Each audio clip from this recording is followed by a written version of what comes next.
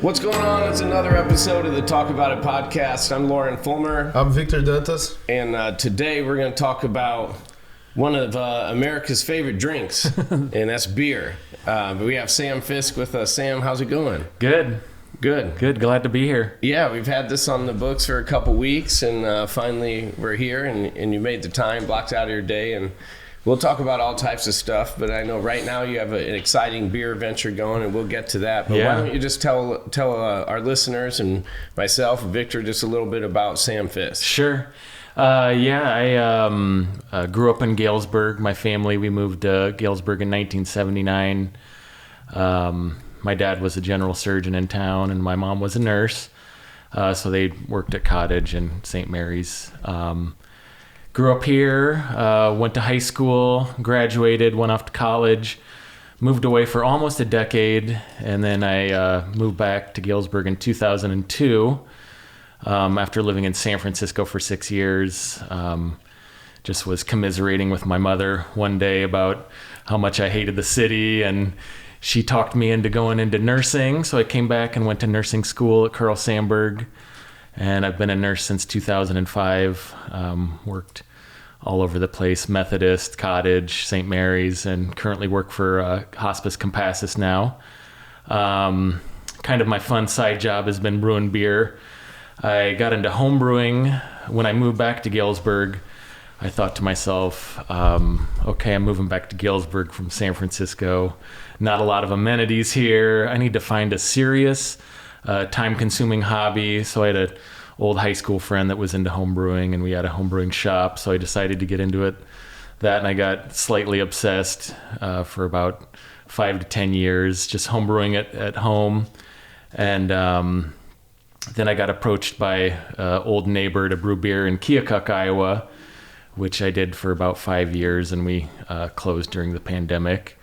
And then most recently got approached by Kit and CC and the gang at Cherry Street. They ended up buying Knox County Brewing Company's equipment when they left town. And they kind of timidly asked me, "Oh, do you want to brew beer for us?" And I'm like, "Do I?" Just tried to hold back my excitement a little bit.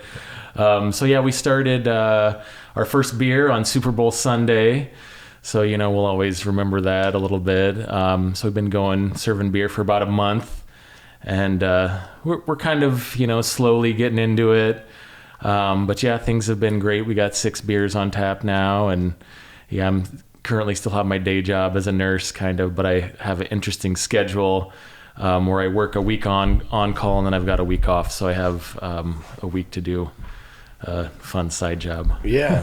Home brewing, how does that work? So you just buy the ingredients to make beer and you make it at home? Yeah. How does that work? Well, you got to get the equipment. You got to have some kettles and some kind of specialized equipment.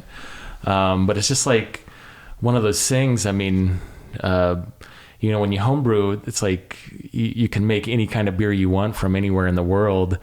And, so I just started reading about different beers of the world, and it's really pretty awesome, just like the different kinds of beers and what you can do. Mm-hmm. So home brewing, you basically brew 5 to 10 gallons. The typical home brewer brews, maybe 12 times a year. But when I worked in the emergency room as a nurse, I would work every Saturday, Sunday, Monday night. So kind of my prep for night shift was on Friday evening, and all through the morning, my friend and I would homebrew beer. So then I'd, homebrew all Friday night, Saturday morning, sleep, wake up and go to work. So I just had young kids at the time, and we didn't want to do daycare. So I just worked the night shift on the weekends and then took care of kids during the week. What do I need to do in order if I want to brew beer? What's the process? Well, there's a couple ways you can do it. I mean, if you want to start off, you can get malt extract, which is basically just like a dried barley. Okay. So that's like the easiest way to do it. Or a lot of people start with these kits, which have instructions, and you can make them pretty easy. Mm-hmm. Kind of my best advice for people starting off is make sure you use good water, because water is the largest raw ingredient in beer. So if you're starting with decent water, you're more than likely going to have a good beer at the end. But it's, there's a few other tricks, and I'm hoping someday I can maybe teach some home brewing classes through Cherry Street. For sure. Because I think it's a fun hobby to have at home, and just something to do.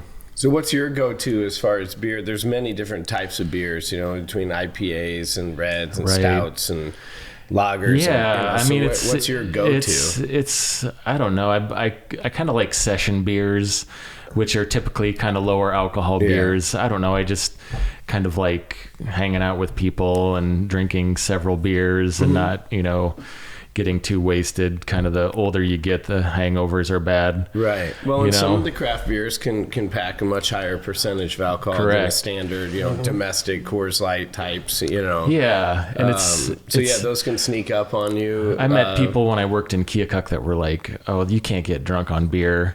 And we had a Belgian triple, which is, a high alcohol beer. It's about 9-10%. And we said, well, here, drink a few of these and see if you get drunk. Right. And then, we'd see them a few days later and they're like, oh, I woke up in, some weird city, with my friend. And I was like, oh, okay. Like, no, they'll do it. Yeah. They'll do it for sure. Yeah. So session beers, I'm slightly obsessed with like German lagers, and then also English style beers like English bitters, which are lower alcohol. They're not bitter; they just are called bitters.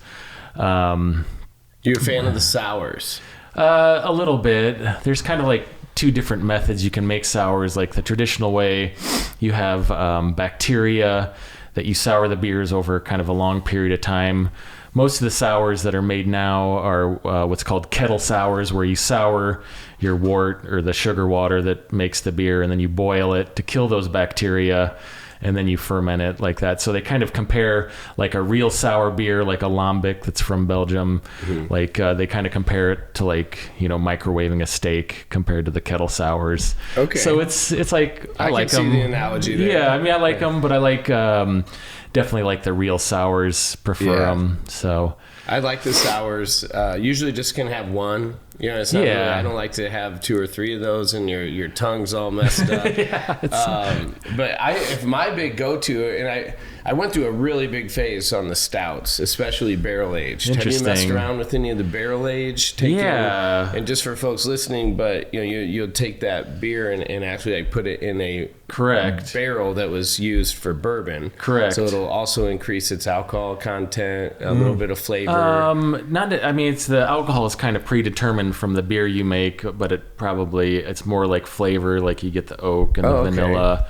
Because typically any of the barrel aged, they do pack a higher alcohol percentage. Like, well, that's kind of maybe the reason for it. Kind of, they put higher alcohol beers in there because you let them sit for 6 months to a year in those barrels. We actually got a couple barrels that some of my business partners bought, or one business partner, and they were going to cut them off and use them for tables, and they were all smelling inside, and I was like, I think we can put beer in here. So we just ended up filling them up with beer, and we'll wait a few months. I didn't have anything high alcohol. So those I don't mind. They're definitely something that you have to kind of sip on and let them. I mean, when they warm up, they kind of change characters. So you got one sitting in we got the barrel 2 right now. Yeah, we got 2 beers. So what makes a beer be more premium than compared to another one? Is it like the people put in a beer or something? Typically like alcohol content, is kind of one of them. Kind of the American lagers have what's called adjuncts, which are typically rice or corn. So those aren't the most flavorful beers, but of course they have their place. So like the IPAs, what do they put in those beers that taste like grass? Like they put a little bit of grass? Hops. They're called many different types. There's like, I don't know, probably 100 different types of hops, but they all have different characteristics. So like most of the IPAs have hops that are high in alpha acids, and that's just kind of a measurement of bitterness. And these new kind of hazy IPAs are kind of low bitter, but they have all these hops that have like pineapple, mango, kind of tropical flavors. So they're really popular. I mean, IPAs are like a huge percentage of sales in the market. Like 30-some%. So it's like you got to have an IPA. and then you get double IPAs and triple IPAs and That's clear crazy. IPAs, West Coast, East Coast, so. The hazies, I enjoy the hazies a lot. Yeah, Different ones. But I really, sometimes double hazies taste really good to me, but after like seventh or eighth one, I'm just like, oh my gosh, what did I do? yeah. I like beer that tastes like beer. Yeah. If that makes sense. Like that tastes like, I don't know how to explain, but like it's more like do you closer to enjoy a that? regular beer. Right. Oh, so not so much the IPAs. No. Yeah. I like the Look, people taste are of like, the- they either love an IPA or they absolutely hate them. Like they don't. Yeah, get, it's they don't kind of, it's somewhat of understand. an acquired taste, and to be honest, like the market has changed so much in the 17 years I've been brewing beer. It's like, when I started in 2007, it's like there wasn't a ton of IPAs on the market. Like if you gave somebody a hazy IPA 17 years ago, they'd be like, oh, this beer's messed up, like there's something seriously wrong Right. with it. And now it's like, you got these murky like hazy IPAs that everybody loves. So it's definitely changed. But yeah, craft beer's definitely exploded in the last 10 years, and it's kind of been an interesting observation of everything. Have most of your experiences been through trial and error, or I noticed you mentioned earlier your buddy and kind of teaming up and doing that, or was there somebody else along the way who's kind of taught you? My friend, he was definitely very knowledgeable, but he was kind of one of these guys. He was, one of those gifted kids in school, and he wouldn't like show me exactly or tell me exactly how to brew beer, and he was making all these great beers and mine were just kind of mediocre to bad. And then so I just started reading just tons of books about everything, and I don't really have like a chemistry mindset, but you need a little bit with brewing. It's like chemistry, cooking, and a little microbiology thrown in there. So I just started reading, brewing, and I eventually got to where he was with that. So yeah, definitely lots of trial and error. And just brewing. It's kind of a hard process because you brew this beer and then you have to wait 2 weeks to a month before you're drinking it. So it's just like, man, what was I going for with this beer? Yeah. So it's always kind of like you imagine this beer in your mind. You think about all the flavors in your recipe, and then sometimes it's just you're like shocked at how like different it turned out, or you're shocked like, oh, this is exactly what I wanted. What could go wrong in a process like that? Oh geez. How far do you want me to get into this? What's something that's very possible? Well, a very common thing, very common. Which I think is infection. You have to sanitize all your equipment. That's because you're basically, like I always tell people, I don't make the beer. The yeast makes the beer. Because I don't make the beer. I'm just creating the sugar water. Yeah. That's called wort, ROWORT. Okay. Not a wart on your nose. Okay. So you're making the sugar water, and then you're pitching this yeast. But a common thing is like if you underpitch yeast, it can. The yeast doesn't turn it into alcohol fast enough, so like bacteria gets in there and makes it sour. If you overpitch yeast, it kind of like takes all the flavor out. If you ferment too warm, you get kind of a fingernail polish remover, like alcohol flavor. After you make the beer, when you're processing, if it gets exposed to oxygen, it can taste like stale cardboard. So there's just like Have you made all those mistakes before? I think so. And a few I had to like look up. Very well. I had a really bad problem with fruit flies one summer, and when I was home brewing, and tasted like parsnips, and I was like, what the hell is this? So it's like I eventually figured it out. But yeah, there's definitely, knock on wood, I haven't, in my kind of professional brewing career, I haven't had any of those issues, which is nice. I've heard sometimes a mistake, or it doesn't turn out how you wanted it to, but then you're like, I kind of like how this turned out. Right. I don't know if this is accurate or not, but even with the sour style beers, like I heard that they were kind of like a mistake at first, and then they're like, well, this is actually pretty good. Yeah, I'm sure. So, I think in some people, and I've actually had beers where I didn't want them to be sour, and I was in the processing like phase of them, and I'm like, ooh, like this is sour, but it's like was a very specific bug that wasn't, was okay. So I'm just like, I'm just going to put some more souring, bacteria in here and see how it turns out. And they've ended up turning out great. So, some good mistakes for sure. Mm-hmm. Where do you find those things to buy, like the ingredients or the bacteria? There's actually a lot of yeast companies that specialize. There's actually a local one in Chicago we use a lot called Omega Yeast. That's gotten pretty big in the last few years. Okay. A lot of times we use dry yeast, which is pretty popular and pretty cost effective. But yeah, there's a lot of different yeasts, and that really is what kind of determines the characteristics of beer. A lot of times some yeast can be like neutral and not have a lot of flavor, but these Belgian yeasts can have these fruity phenolic flavors, kind of spicy, earthy. So it's like I said, the yeast makes the beer. So is it at Cherry Street where I assume maybe the setup, getting it from Knox County Brewery, right? Is it a bigger, more setup than what you've been messing with in your past? You measure your what you brew in barrels. One barrel is 31 gallons. So I went from brewing 2.5 barrels to our current system is 5 barrels. So, what we did at my old brewers, we had these 5-barrel fermenters and we'd brew 2 batches of beer and then put them in here. But now I only have to brew 1 batch of beer, which is kind of nice. But yeah, we bought the equipment. I just kind of told them where to put it. And, I had my pumps. There's a little bit of plumbing involved with brewing too. So you got to wear a few different hats. But yeah, it's been nice. I did, when I was first meeting with CC and Kit and the gang, I was like, okay, here's 2 things I want off the bat. And I said a trench drain, which I didn't have at my previous brewery.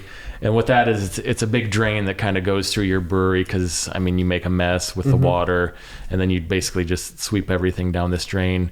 Okay. And the other thing I wanted was a reverse osmosis water system, just because, Galesburg water doesn't taste bad, but it's just really hard to brew beer with because it's super alkaline.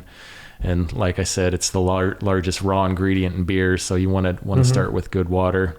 And then reverse osmosis kind of takes out all the minerals in water, so you kind of have a blank slate. So I build a water profile with brewing salts, various brewing salts. So it's been nice. So yeah, you are doing chemistry and stuff. Definitely. Yeah. So how'd the first beer turn out? You mentioned Super Bowl Sunday. Yeah. So what was that one, and how'd it turn out? I brewed this kind of historical beer. It was an English pale mild, which is, a 3.5% beer. It was kind of one of these beers I'd read about in books and made as a home brewer.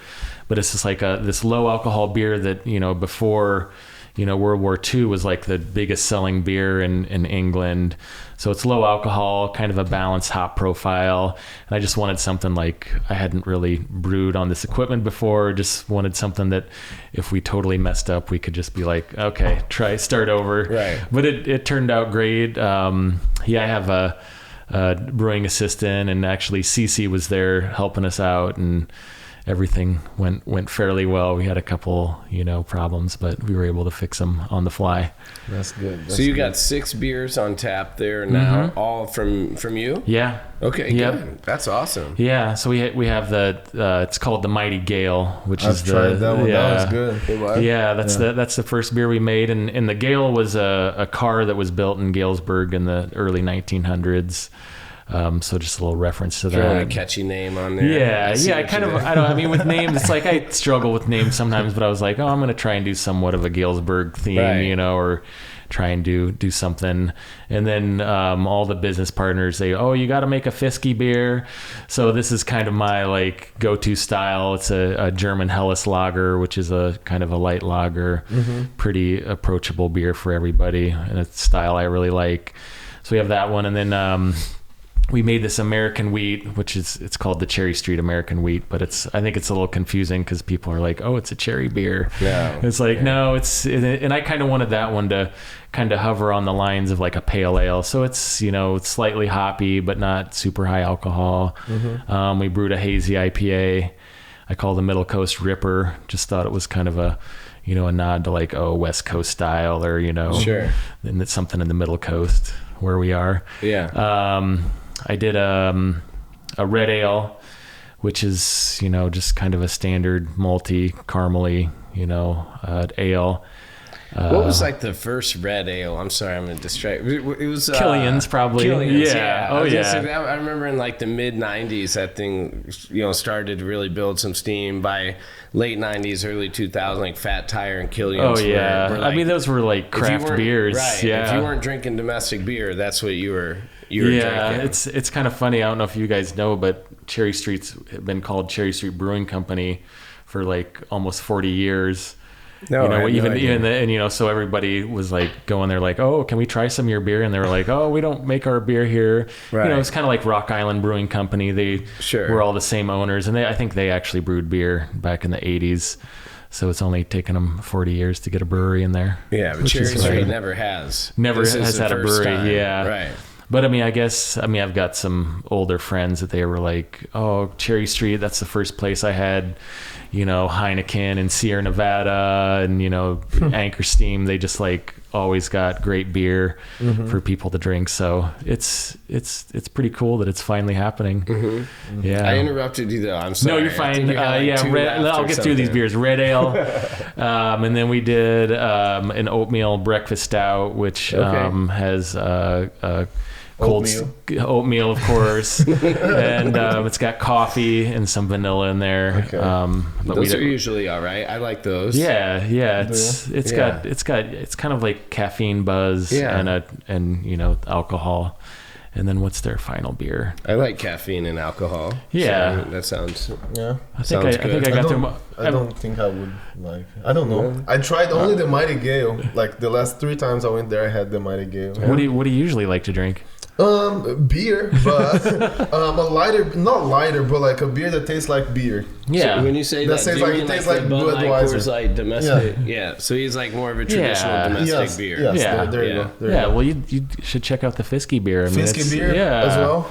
Yeah. All right. Their joke was like, you know, they'll come up to people and be like, "Oh, how many Fiskies in are you?" You know, like, Right. so. That's funny. Yeah. I'll try that one. I don't know. You made like the stout, the oatmeal stout, but in a small, like, couple samples. You may not like to have a whole pint. Yeah. If you're not into the stouts, you typically aren't gonna want to enjoy. You're a not whole a coffee. pint. Are you a coffee drinker? I like coffee Yeah. If you like coffee and chocolate, I mean, that's kind of. and beer together. Yeah, right. Yeah, They're good. I enjoy them. I mean, kind of one of my like things I love to do is like make a beer to like a dark beer, you know, a style people don't typically like, and they're like, oh, I actually like this, you know, because I mean, I think, you know, that's kind of the beauty of beers. There's just like so many different types. I mean, there's got to be something you're gonna like about it. We got a couple more beers that are kind of in the works. I got a Maibach, which is a higher alcohol German lager that I'm going to be serving at the Beer Fest on May 6th at the Vault. Okay. And yeah, Mai means May in German. So it's kind of a style that you're not going to be able to find commercially. That should be a good one. And then a Belgian triple that I think might be close to 10%. And, you know, some people, it's another thing. People either love Belgians or they hate them. But I think it's an interesting style. It's like kind of super light body, you know, highly carbonated, but high in alcohol too. So some people kind of like that feature. So when you move back to Galesburg, you're like, man, I got to find some heavy time Right. focused hobby. And you weren't necessarily coming with beer in mind. Were you into beer and drinking and, you know, the bar? Kind of. type, I mean, yeah. prior? I mean, I think, you know, not necessarily in San Francisco, but when I moved back to Galesburg in 2002, the Seminary Street pub at the time just had like a big cooler with craft beer in it, and I had friends that worked there, and that was kind of the place to hang out. So I started getting into it then, and then I had a friend who, you know, homebrewed beer and did that for the first time. And I mean, this first time we drank this beer, I was just like, oh my gosh, this is like so crazy. We like made this beer. Like, it's so insane. I mean, going to college, I went to school in Lawrence, Kansas at KU. They had a brew pub there. So I was drinking, you know, PBR and just college beer, but I had a friend that worked at this place called Free State Brewing Company, and he gave me my very first like craft beer. It was an oatmeal stout, and he brought me this glass with this dark beer in it, and I'm just like, this isn't beer. Like, are you serious? This is beer? Like, holy crap. Like, and then drank it. It was kind of hooked, but, you know, just in San Francisco, I just drank a lot of Anchor Steam and Pilsner Urquell, so didn't really get into it till I moved back to Galesburg. Mm-hmm. There's a really crazy, amazing beer writer. His name is Michael Jackson. Which is not the singer, but he wrote these books that are, you know, just go over all the styles. He's probably got 8 or 9 books out. So I started reading those books and just like got curious about, I'm like, look at this style. Like, so is he like the king of beer, like, you know, king of pop? Yeah, he's the king of beer writers. Yeah. He actually had a show called The Beer Hunter. Which is kind of funny to watch now because it's like super dated and you know, a lot of feathered hair and you know. That's funny. Yeah. Well, outside of beer and brewing, what else do you enjoy doing? I mean, we'll get into the nurse. Right. I know there's always some good stories. And people that you encounter with that. But yeah, I mean, outside of that, hobby. Well, I mean, I like to golf and garden, and I mean, I have 3 kids, so you know how that goes. Lots of family stuff. Yeah, I mean, I don't know.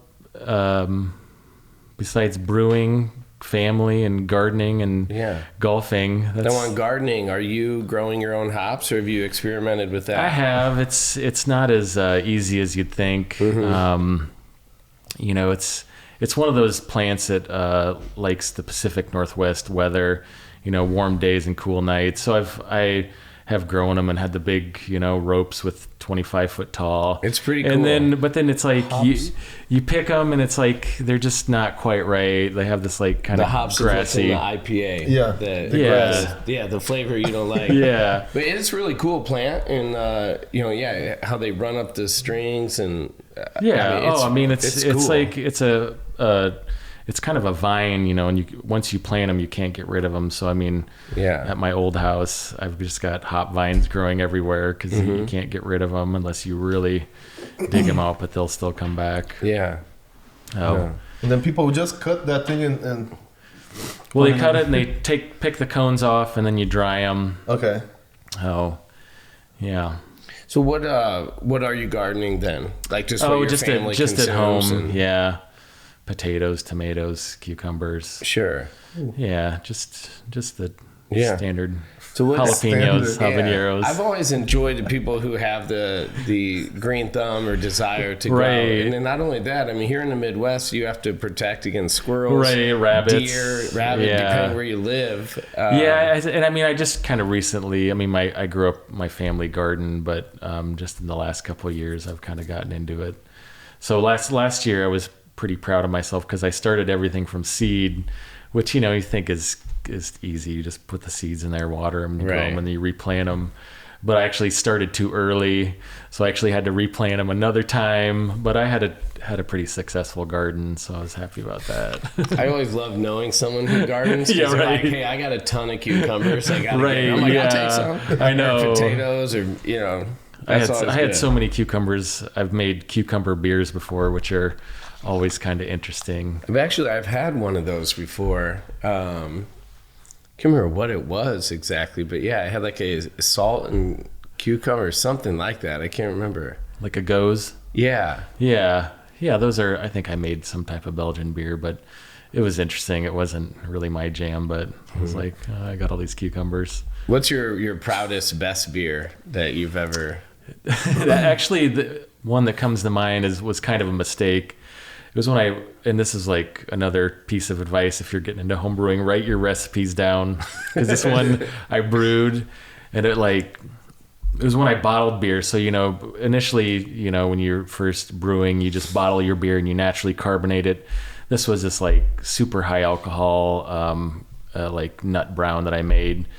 And it's just like, I had it in a bottle and I gave like a case to my friend who like just had this basement that was super unorganized. And mine, I think I drank a few of them and maybe even dumped a few out. But he comes back to me 6 months later and he's like, man, have you had this brown ale that you brewed? And I'm like, oh yeah, that didn't turn out very good. And he's like, no, this stuff is amazing. And so I ended up drinking some, and I was just like, oh my gosh, this is insane. It was so great. Just like had everything I wanted, but it just took 6 months to mature. Right. So that was a So you just didn't give it enough time for exactly. for when you drank it. Yeah. And I ended up sending it to beer competitions and won a bunch of medals with it. So that was kind of cool. And that's what I was saying earlier, was you make a mistake or not, right? You know, necessarily what you were after, and then ends up being something that you're trying to reproduce. Right. Yeah. Another fun thing we did in 2010 related to homebrewing, we started a homebrew club. It was called the Gonzo Brewers, which is an acronym for Galesburg Ostracized Neo-Zymurological Organization. And Is it come again? Zymurgy is the study of yeast. Okay. So yeah, we were pretty active in the homebrewing scene, and you know, did a lot of beer festivals. They used to have a great beer festival in Peoria that had a whole kind of this corner that was all homebrewers, and then there was this year where they were like organizers were like, oh, homebrewers like don't have insurance and they're going to get people sick, and so they kicked us out, and everybody was like super bummed out because a lot of people just went there for the homebrewers. Well, that's what I was just thinking. I used to go to quite a few beer tasting festivals. Like Bloomington had a big one. Yeah. When I lived in Arizona, Flagstaff had one, and I don't really hear about them anymore. Yeah, I mean, it seems like they've died down a little bit, but I mean, surely there's still some out there. Is there Oktoberfest too? Oh yeah, right? Yeah. I think the Quad Cities has a lot of beer fests, but I don't know if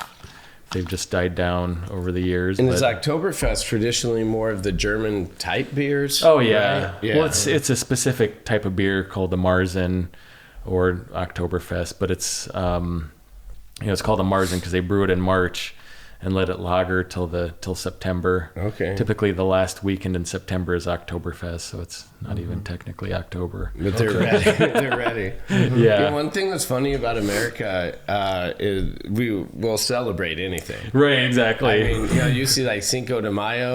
Right. And it has nothing to do with no, and it's a whole bunch of Americans just ready to ready to party. Give us one reason to drink, St. laugh, Patty's gather. Day. Yeah. St. Patty's. Well, yeah, we always joke because it's like, you start seeing Oktoberfest in like July now, and it's like, come on, people, it's a little early for this. But halfway. Yeah. Exactly. Yeah. So we're almost to October. Right.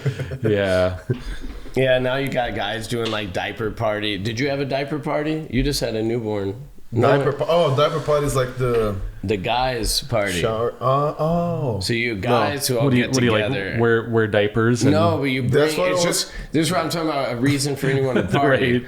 Is so like the guy, the women have their baby shower and all that stuff, or the guys would have like, you call it a diaper party, but really everyone just brings a package of diapers to maybe a poker game, maybe it's just hanging out and barbecuing, but you bring diapers because like Victor, you're gonna be going through diapers left and right for the next 8 months to a year and a half.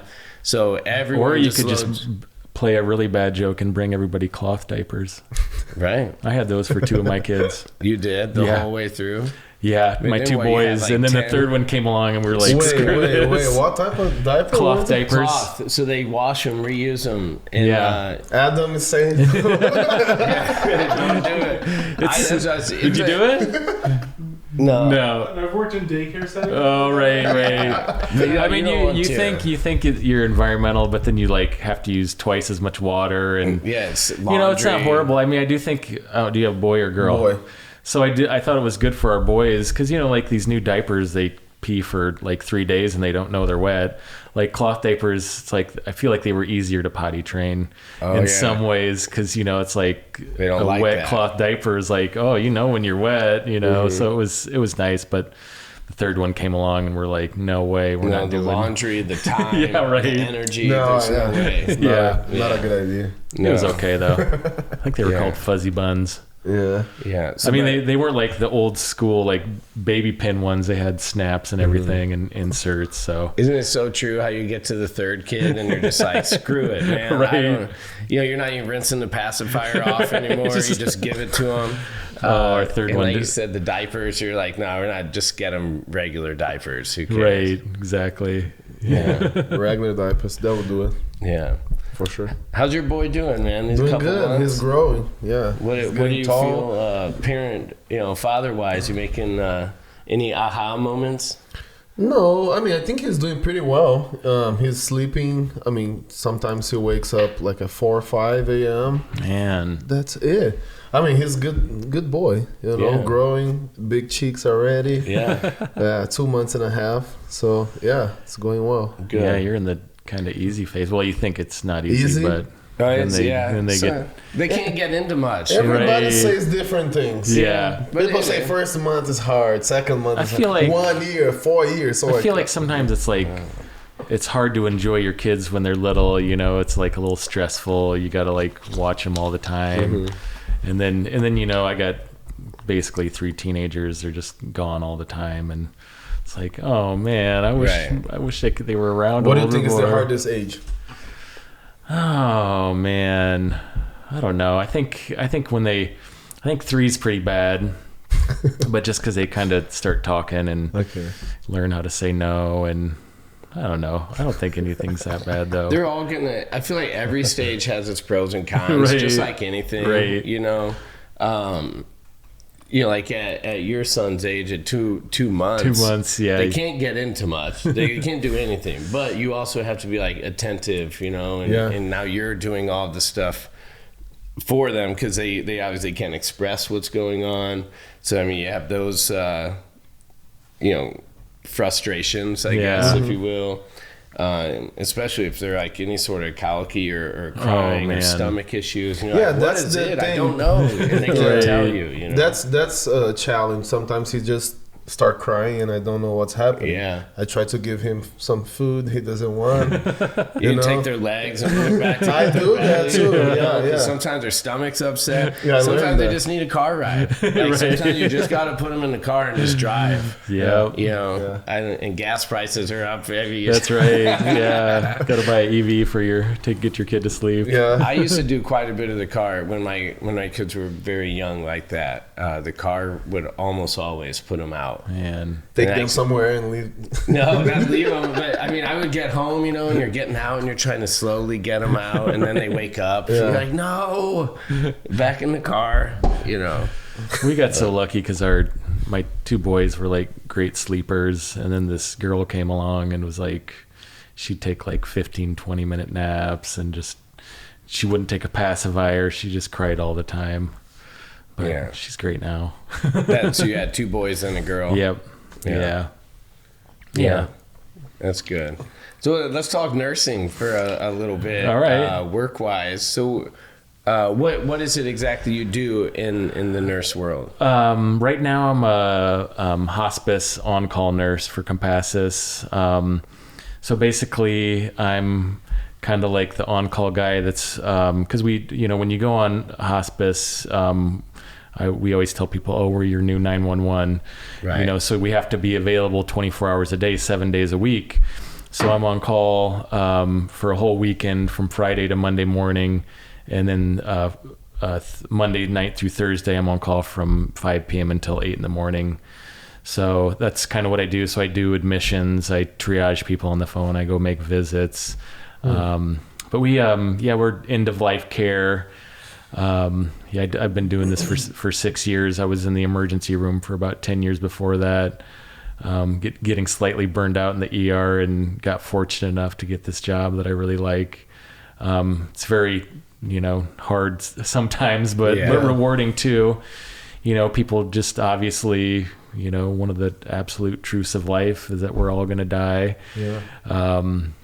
So, helping families and patients be comfortable when they have a diminishing quality of life is something that I find rewarding and helpful. Do you ever bring them beer Are you like? You'd be surprised. Sometimes they ask about it. People that know like, that I make beer. Yeah, bring some Fiskies. That's right. On the way over. Exactly. No, you're right. That's a time. We've had Mark Thomas, Watson Thomas Funeral Oh yeah, Home. I know Mark, you're of talking about course. having to deal with, and not deal, but you're putting some time and energy, and then some compassion as well into these families and their situations. And yeah, it's really interesting. When I lived in San Francisco, I was a bellman at this kind of high-end hotel called the W, and it's like I kind of like the hospitality industry. This hotel was right across from the Moscone Center, which is the big convention center. Mm-hmm. So we'd get all these like various groups of people, neurosurgeons, just for these conferences. And like one of my favorites was the librarians, like that. But they were all like super out of place, total nerds, in this like kind of trendy hotel.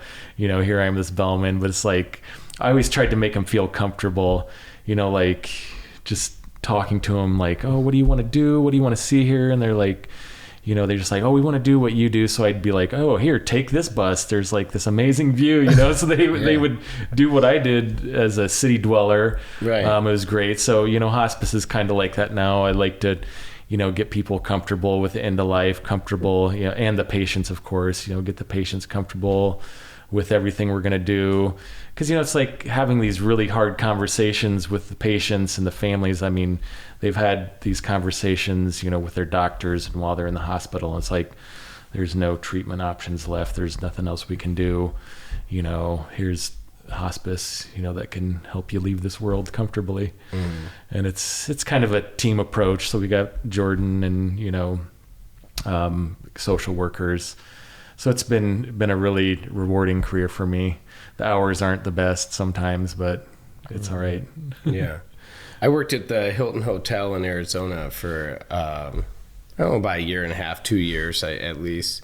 The hotel world is a whole other world.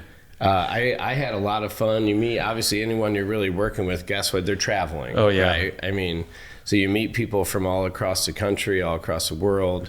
Were you a bellman or front desk, or what'd you do? I didn't ever do the front desk or bellman, but I was room service, bartender, server in the restaurant, and then we had a concierge room where you would basically just make sure everyone in there was accommodated, got drinks, food. I did that at this hotel too. I was a concierge for 2 years. It was really interesting. I mean, I moved out to San Francisco with my film degree from University of Kansas, and I kind of worked in the record industry because I had some connections through college radio.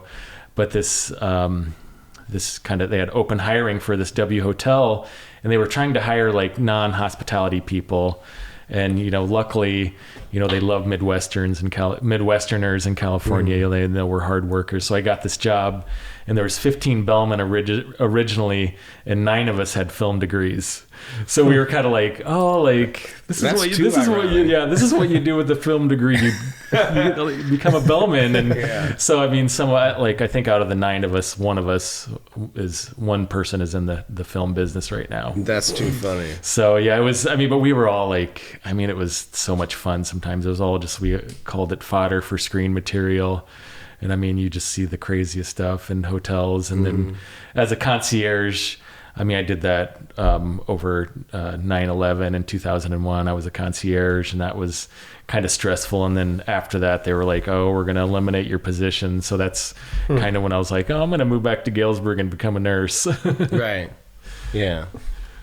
As a nurse, what's some good stories you can tell us? Some funny ones. Oh, geez. He said some funny ones. Tell us some funny ones. I mean, I know everybody's probably heard this one. There's some version of the story, but the person that brings their little kid in to the emergency room with this yellow discoloration on their hands. Okay. And then you ask the mother, like, oh, has your child been eating Cheetos?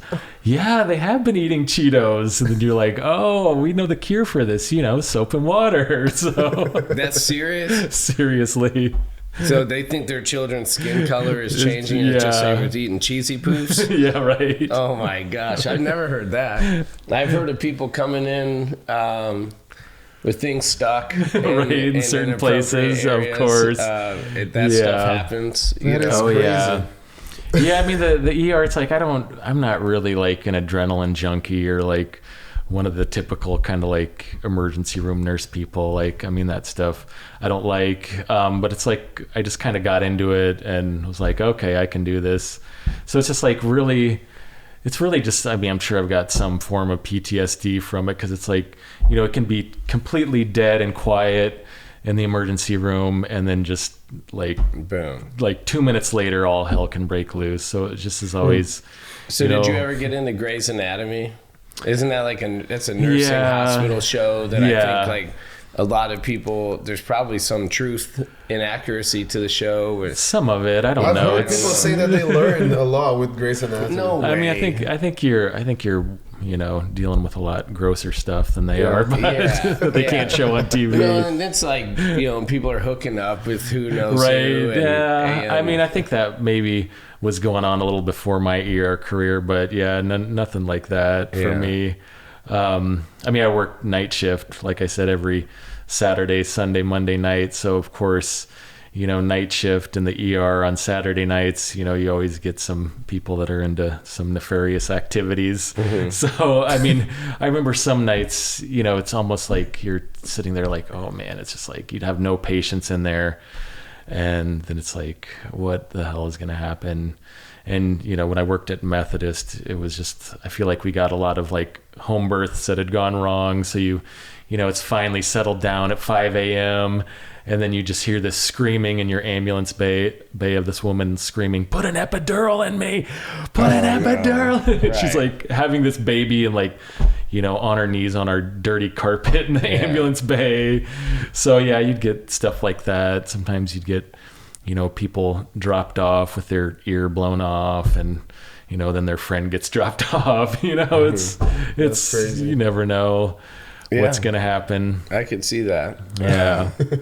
Yeah, I don't know. I'm not one. I don't think that'd be up my alley to have to be there to put out people's fires per se. I mean, everyone's coming in there. It is an emergency. Yeah. I mean, it's like if you're into pathophysiology, like the ER is a great place to like learn about the human body and like what can go wrong. And, you know, I never liked, you know, cardiac or, you know, heart things in school, but like in the ER, it was so much fun because it was, you know, somewhat fixable and, you know, interesting. You could definitely do a lot of tests like, oh, he's having a heart attack right now, you know? Right. And, you know, I always felt like working in Galesburg, you always saw kind of a good variety of things, cardiac and, you know, abdominal and some traumas. But overall, the ER was not my jam. So hospice is more my speed, but it was kind of hard with you know, in the ER, you're working with lots of different people. And then as a hospice nurse, it's like only me, like going out to wherever, driving out in the middle of the country to these families' homes. So I don't know. I'm lucky that, you know, I'm pretty adaptable. Yeah, and they could say have the personal touch too. Yeah. I would assume. Yeah. You know, then it's not just feeling like you know, because in the ER, like you said, you might go patient to patient to patient, and you're just moving on, trying to get through everybody. Yep. Right. Yeah. It's definitely different pace with hospice. You know, it's a lot better, but it's also, I feel like it's more rewarding. Like, you know, I'm able to help people more. Yeah. So do you have big plans for the brewing here in the next couple months or year? Well, I was even thinking we'll have to have you come back after you've been had this operation going for a year or so. And definitely. Come back with some samples. Yeah, for sure. We're gonna need to get some samples. We should have some samples here now. I know, right? Well, we were gonna, but we drank them while we were waiting for you. So no, I think. I don't know if you've heard about the Safari Lounge that's being built. I've heard whispers. Heard about that. Yeah, so Whispers. you'll have to come check it out. It's not quite done yet, but I know it's like one of those things like 2 weeks from now. Yeah, 2 weeks. 2 more weeks. Yeah. So it's getting done. So I think over in that area by the brewery, it's going to kind of be our tap room. We have a kegerator with our 8-tap system, so we'll have kind of all our beers on there. So once that gets going, I think we're going to have some type of grand opening. and then, you know, hopefully do some type of packaging, maybe can crowlers or growlers, things like that. So Good. just kind of taking it a little slow right now. And then once that space gets done, I know they're working on the facade too.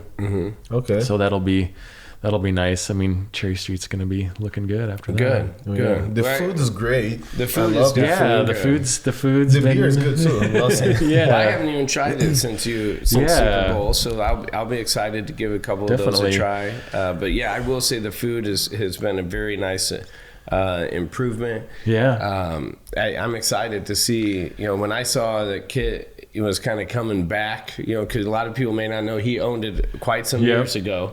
So Late he's coming 80s, back early 90s. here in 2020. Yeah, he's just got that magic touch, though. I mean, He does. The guy doesn't sleep. I work with Century 21 Right. with him as well as a real. I mean, the guy is in and out of there. He's in and out of Cherry Street. Yeah. You see him walking down Broad Street, you know, with his wife exercising. Right. I mean, you're like, he's in 3 places at once. I think there's plans to maybe put a pool table and some dartboards and stuff on the second floor.